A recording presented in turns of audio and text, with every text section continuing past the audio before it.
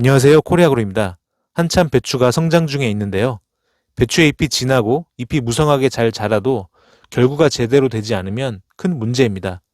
결구가 제대로 되지 않는다는 건 속이 제대로 차지 않아 무게가 덜 나가고 무엇보다 김장배추로서 사용할 수가 없기 때문에 상품성이 크게 떨어지는 문제가 발생합니다. 오늘은 배추의 결구를 향상시킬 수 있는 방안에 대하여 알아보겠습니다.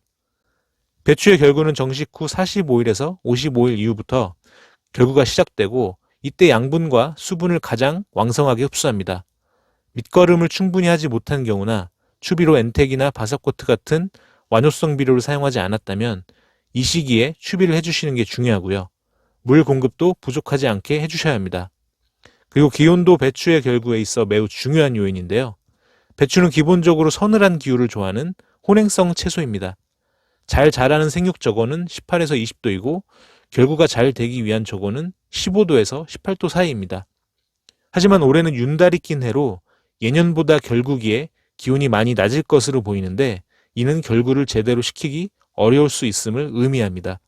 이때 결구가 본격적으로 진행되기 전부터 좋은 스트레스 극복에 도움이 되는 알게나 아바나투를 주기적으로 공급해 주시면 결구 양상에 도움이 되고 갑자기 기온이 뚝 떨어지면서 발생하는 냉해에도 상당히 도움이 되겠습니다. 그리고 결구기의 중요한 영양 성분이 바로 칼슘과 봉소입니다. 방금 말씀드린 것처럼 낮은 기온은 토양의 온도, 즉 지온도 낮아지기 때문에 양분의 흡수력이 크게 떨어지는데요. 이때 칼슘과 봉소는 더욱 흡수하기 어려운 성분 중 하나입니다. 그리고 결구기에 양분을 많이 요구한다고 말씀드렸는데 이때 추비로 NK 비료를 많이 주실 텐데요. 이때 타 성분과 흡수 경쟁으로 토양에 있는 칼슘과 봉소의 흡수력도 크게 떨어집니다. 그리고 칼슘과 봉소는 오직 물을 흡수할 때만 흡수하고 물이 이동할 때만 물과 함께 체내 이동이 가능하기 때문에 물이 부족하거나 토양이 과습하면 이러한 칼슘이나 봉소 결핍 증상이 많이 발생합니다.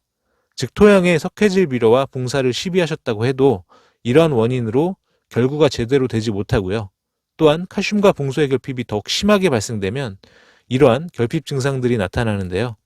세잎의 끝부분이 타는 경우에는 칼슘 결핍 증상으로 볼 수가 있고 지난번에 소개해드렸듯이 이러한 부위가 이러한 식으로 증상을 보이는 경우에는 봉소 결핍 증상입니다.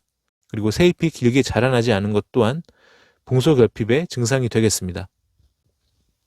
방금 말씀드린 것처럼 토양에 칼슘이나 봉소가 충분히 존재하더라도 결핍 증상은 얼마든지 발생될 수 있기 때문에 결구기가 되면 칼슘과 봉소의 공급에 더욱 신경 써주시는 게 중요하고 이를 위해 연면 시비로 보충해 주시는 것이 좋습니다.